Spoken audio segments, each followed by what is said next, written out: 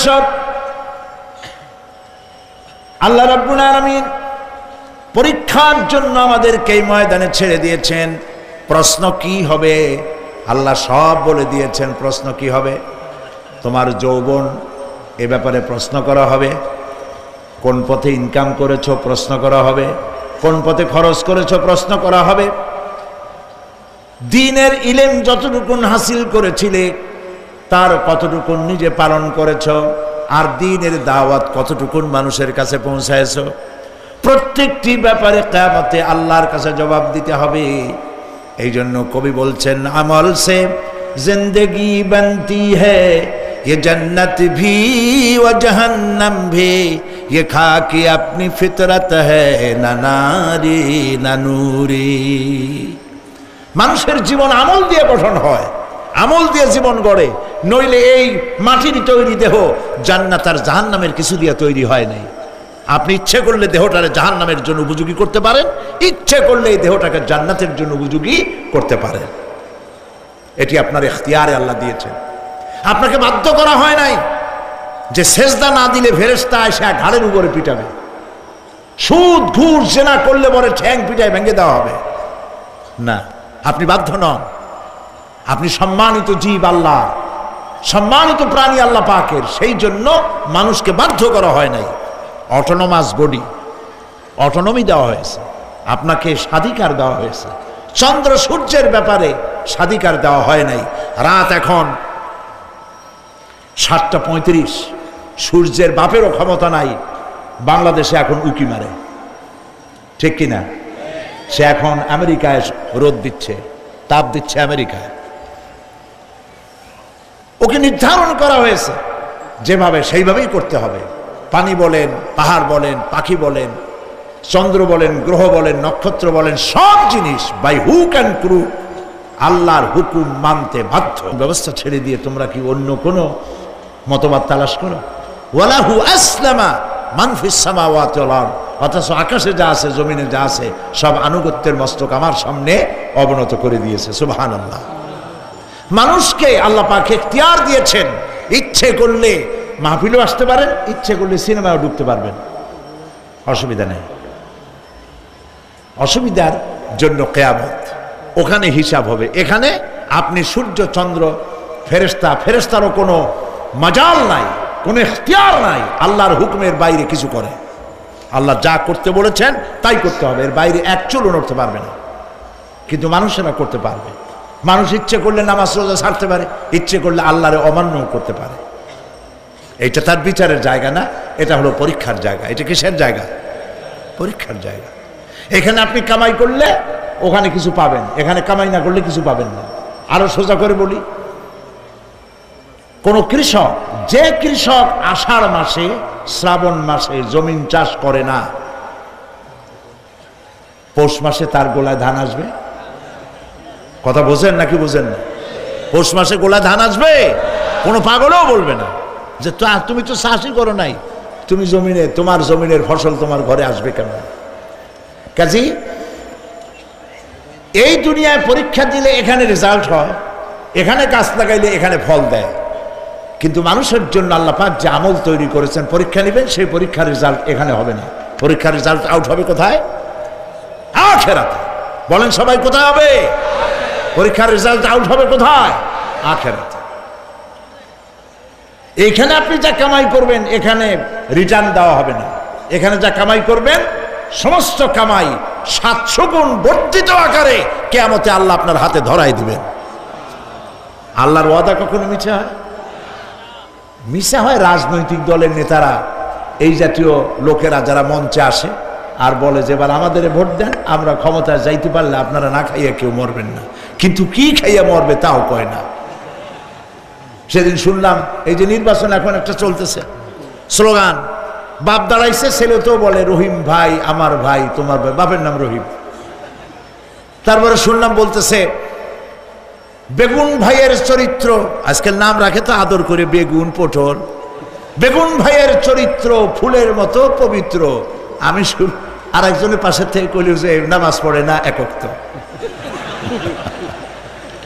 এমনই ফুলের মতো চরিত্র। তো দুনিয়ার ময়দানে আপনি যা কামাই করবেন এখানে রেজাল্ট আউট হবে, এখানে আপনি পাবেন ফল, এখানে পাবেন। যা করবেন এখানে গাছ লাগাবেন, ফল লাগাবেন, এখানে পাবেন। আর আল্লাহর জন্য যেটা করবেন সেটার ফল, সেটার রেজাল্ট কিয়ামতে বাইর হবে। সুবহানাল্লাহ। এখানে পরীক্ষা দিয়ে যদি কেউ ফেল করে, ম্যাট্রিক পরীক্ষা দিয়ে ফেল করেছে, ফাজেল পরীক্ষা দিয়ে ফেল করেছে, আবার পরীক্ষা দিয়ে পাশ করার সুযোগ আছে, আবারও ফেল করেছে, আবারও পরীক্ষা দিয়ে পাশ করার সুযোগ আছে। 10 বার যদি ফেল করে আরো 10 বার পরীক্ষা দিয়ে পাশ করার সুযোগ আছে। কিন্তু কিয়ামতের দিন আল্লাহ রাব্বুল আলামিনের জীবনের পরীক্ষায় কোনো মানুষ যদি আল্লাহর আদালতে ফেল করে বসে একবার, দ্বিতীয়বার পরীক্ষা দেওয়ার আর কোনো সুযোগ নাই। এই পৃথিবীতে যদি কেউ নিম্ন আদালতে মামলায় হেরে যায়, জজ কোর্টে করবে, যদি হেরে যায় হাইকোর্টে করবে, হেরে গেলে আপিল করবে সুপ্রিম কোর্টে, সুপ্রিম কোর্টেও যদি হেরে যায় তাহলে প্রেসিডেন্টের কাছে আপিল করবে। সুযোগ আছে কয়েকবার। কিন্তু কিয়ামতের দিন জীবনের আদালতে কোনো মানুষ যদি একবার ফেল করে বসে, জীবনের মামলায় যদি একবার হেরে যায়, দ্বিতীয়বার আপিল করার আর কোনো জায়গা নাই। সেই আখিরাতে রেজাল্ট আউট হবে। আমরা সব মরে যাব, আমরা সব কি হব? সব মরে যাব। আল্লাহ পাক আমাদেরকে উঠাবেন আবার। মানুষকে কবরে রাখার সময় আমরা কি বলি? মিনহা খালাকনাকুম, জানেন না? পড়েন, মিনহা খালাকনাকুম ওয়া ফিহা নুঈদুকুম ওয়া মিনহা নুখরিজুকুম তারাতান উখরা। এই মাটি দিয়ে তোমাকে তৈরি করা হয়েছিল, এই মাটির মধ্যে রেখে গেলাম, এর থেকে আবার তোমাকে উত্থিত করা হবে। কে বলতেছেন কথা? আল্লাহ পাক বলছেন, আল্লাহ তাআলা বলছেন। কি নিষ্ঠুর এই পৃথিবী! ভেবে দেখেছেন কি একবারও কি ভেবে দেখেছেন এই পৃথিবী কত নিষ্ঠুর? এই সন্তান সন্ততি সব একটি মোহ, একটি মায়া, একটি মহব্বত, একটি প্রতারণা।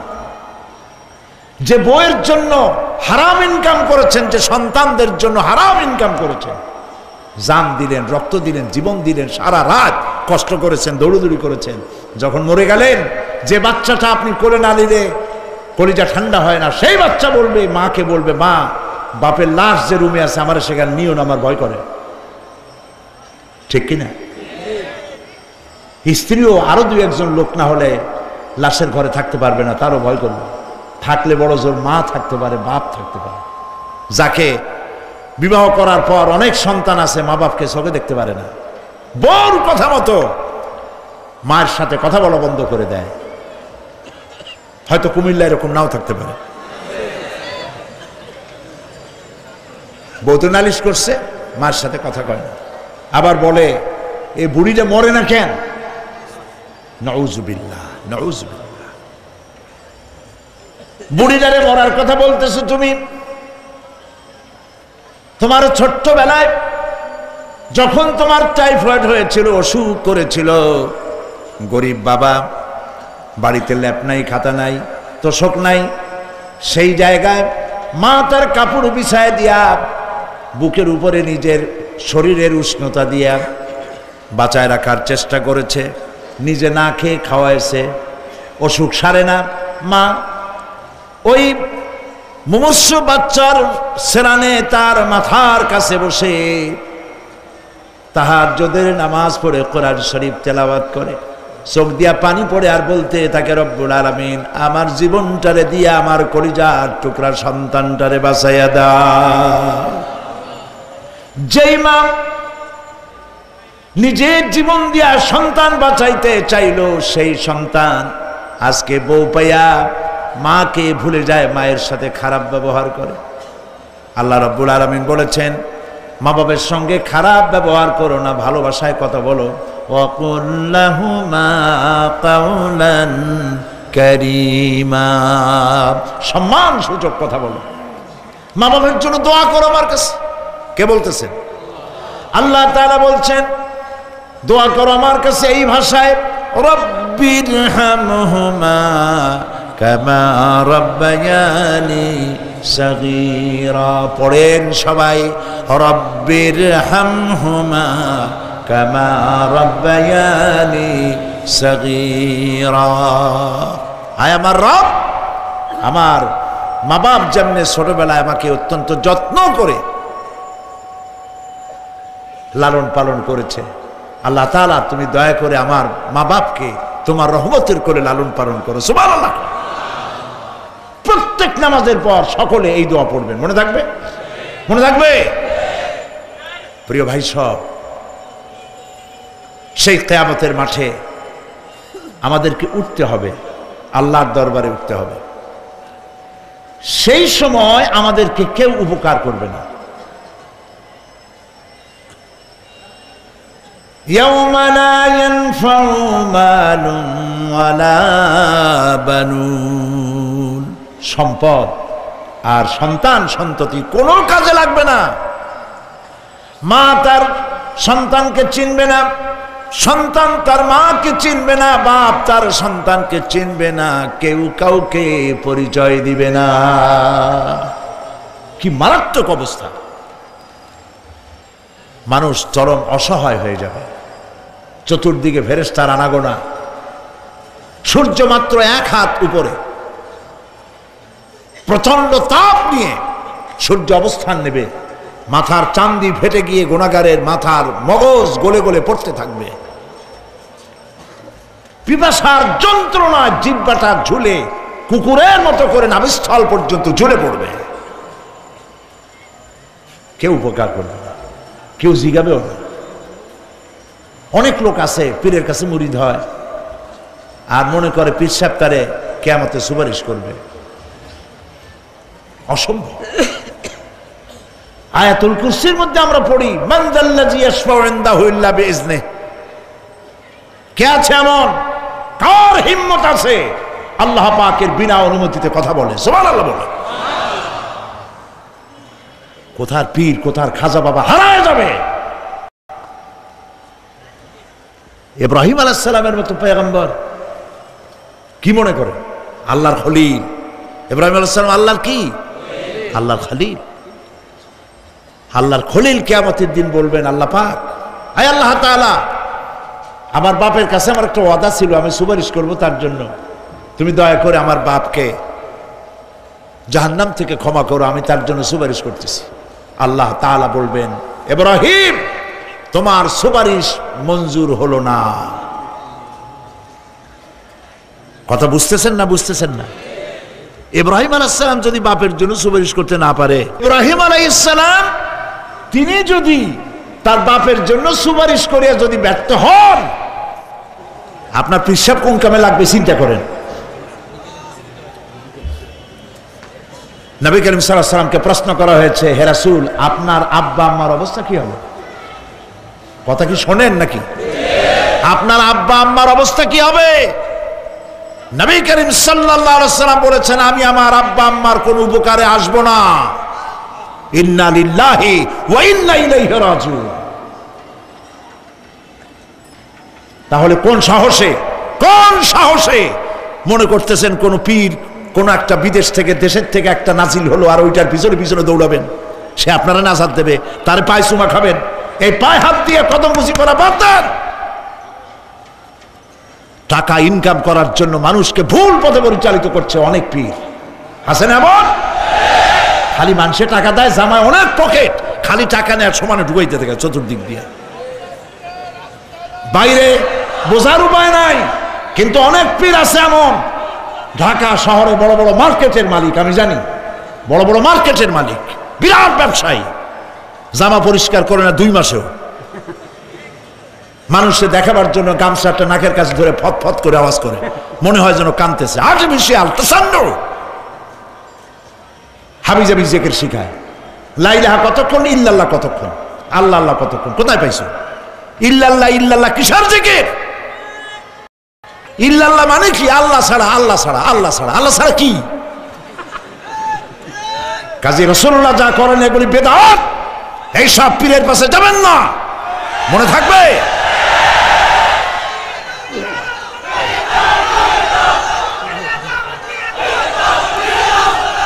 প্রিয় ভাই সব, কিয়ামতের দিন আপনার আমল, একমাত্র আমল আপনাকে বাঁচাইতে পারবে।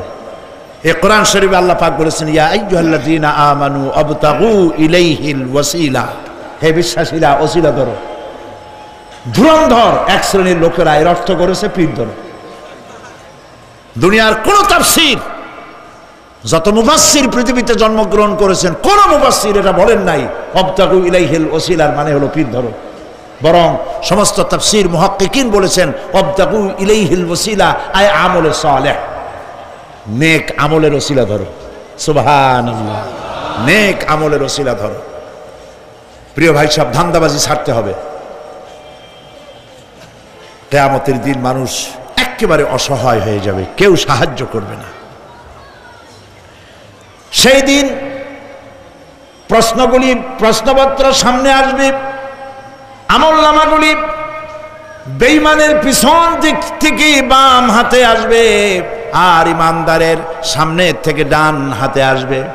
আমলনামা হাতে পাওয়ার সঙ্গে সঙ্গে বেঈমান বুঝে ফেলবে তার জায়গা কোথায়। কলিজা তখন গলার কাছে চলে আসবে। সব তো ছিল একসাথে। মনে করেন এই মাহফিলের মধ্যে, মনে করেন এইখানে সন্ত্রাসী আছে, খুনি আছে, ওয়ান্টেড, মোস্ট ওয়ান্টেড আসামি এর মধ্যে আছে, ধরা যাচ্ছে না। অনেক মানুষের মধ্যে হঠাৎ করে অর্ডার হলো যে ভিতরে এসবিআইবি ঢুকিয়ে দেওয়া হয়েছে, গোয়েন্দা বিভাগের লোক ঢুকিয়ে দেওয়া আছে, সন্ত্রাসী মোস্ট ওয়ান্টেড যারা আছে বেরিয়ে পড়ো, এক পাশে চলে আসো। তখন অবস্থাটা কি হবে তাদের? মজা লাগবে? পায়ের রক্ত মাথায় উঠে যাবে, চোখ দিয়ে রক্ত পড়া শুরু করবে। সমস্ত মানুষ একসাথে ছিল হাসরের ময়দানে, হঠাৎ করে অর্ডার হয়ে যাবে অন্তাজুল ইয়াউমা আইয়ুহাল মুজরিমুন, হে অপরাধীর দলেরা আলাদা হয়ে যাও। ইন্না লিল্লাহ, আলাদা হয়ে যাও।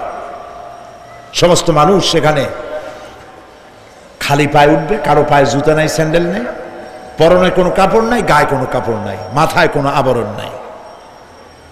হযরত আয়েশা সিদ্দিকা রাদিয়াল্লাহু তাআলা আনহা, তিনি নবী করিম সাল্লাল্লাহু আলাইহি ওয়াসাল্লামের কাছে কিয়ামতের এই বর্ণনা শুনে কাঁদতেছিলেন আর বলতেছিলেন, হে আল্লাহর রাসূল, কিয়ামতে সকলকে ভাবে উঠতে হবে, এমনকি আমাকেও? হুজুর বললেন, প্রত্যেকটি মানুষকেই উলঙ্গিনী হয়ে উঠতে হবে। তিনি প্রশ্ন করলেন, তখন কি শরম হবে না? নবী করিম সাল্লাল্লাহু আলাইহি ওয়াসাল্লাম বলছেন, জাহান্নামের ভয়তে কেউ কারো দিকে তাকাবার সুযোগ পাবে না। সব উপরের দিকে তাকায় থাকবে আর বলবে, আল্লাহ আমারে বাঁচাও, আল্লাহ আমারে রক্ষা করো। সমস্ত নবীরা, সমস্ত নবী, আদম আলাইহিস সালাম থেকে শুরু করে ঈসা আলাইহিস সালাম পর্যন্ত সব নবী বলবেন, নাফসি নাফসি, আল্লাহ আমারে বাঁচাও, আমাকে রক্ষা করো। কোথায় যাবে আপনার পীর সাহেব? একমাত্র ব্যক্তি বিশ্বনবী মুহাম্মদুর রাসূলুল্লাহ সাল্লাল্লাহু। মানুষেরা হয়রান হয়ে যাবে, আদম আলাইহিস সালামের কাছে যাবে, আবাল বাশার, আপনি প্রথম মানুষ, আমরা বিপদে শেষ হয়ে গেছি, 50,000 বছর দাঁড়ায় আছি। কয় বছর দাঁড়ায় থাকতে হবে? কোথায় আছে? এই কোরআন শরীফে 50,000 সানা মিম্মা তাউদ্দুন।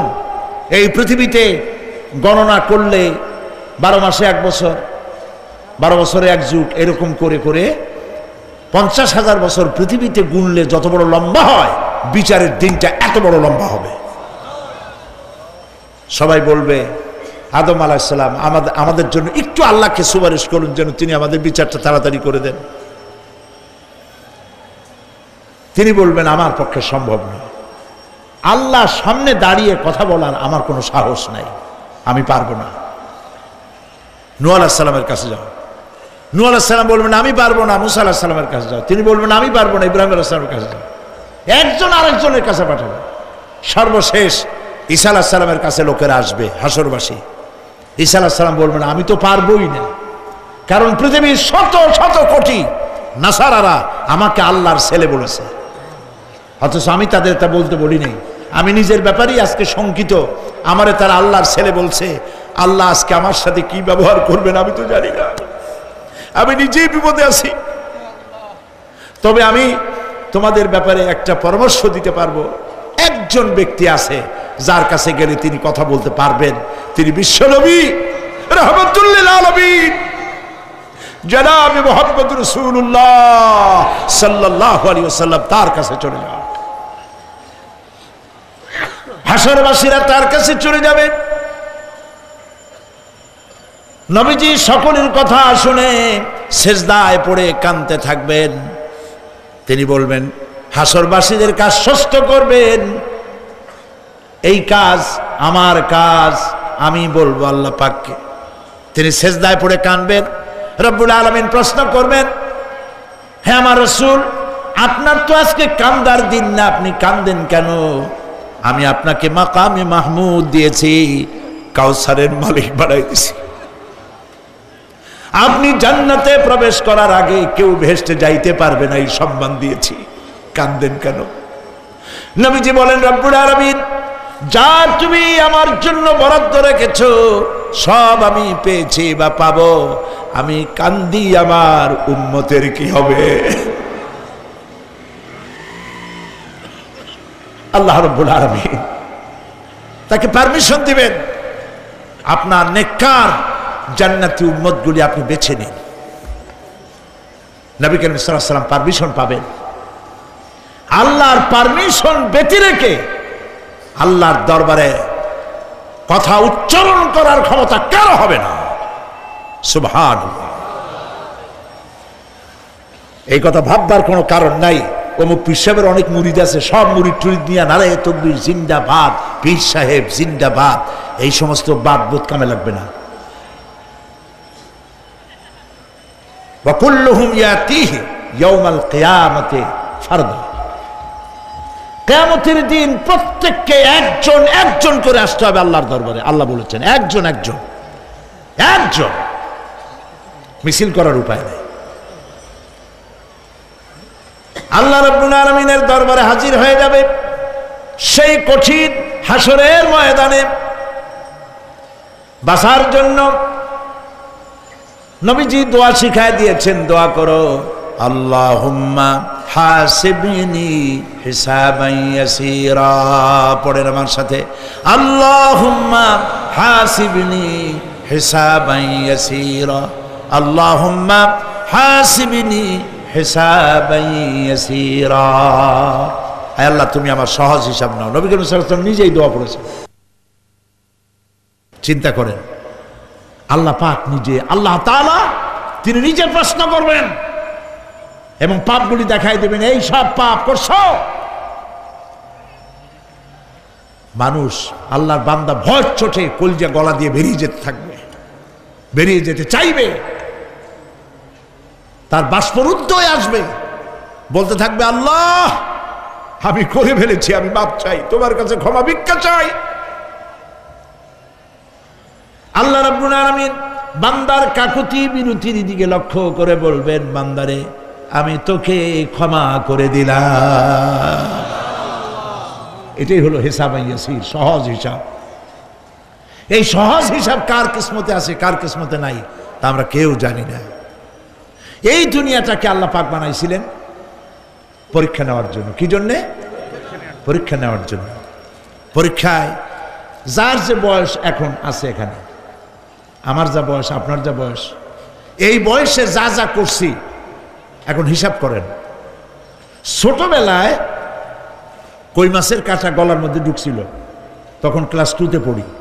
এরকমের একটা ঘটনা মনে আছে কিনা? মনে নাই? অন্যের বাড়ির আম পাড়তে গিয়া বাড়িওয়ালার সামনে পড়ছিলেন, 2টা থাপ্পড় দিছিল। এসব কথা মনে আছে না? আছে কিনা?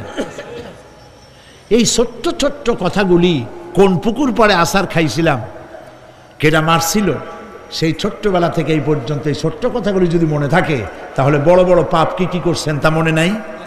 তাহলে নিজের হিসাব নিজে করো। কিয়ামতে আল্লাহ পাক আমলনামা হাতে দিবেন, বলবেন পড়ো, ইকরা কিতাবাক, পড়ো তোমার আমলনামা। তুমি তোমার হিসাবের জন্য আজকে তুমি নিজেই যথেষ্ট।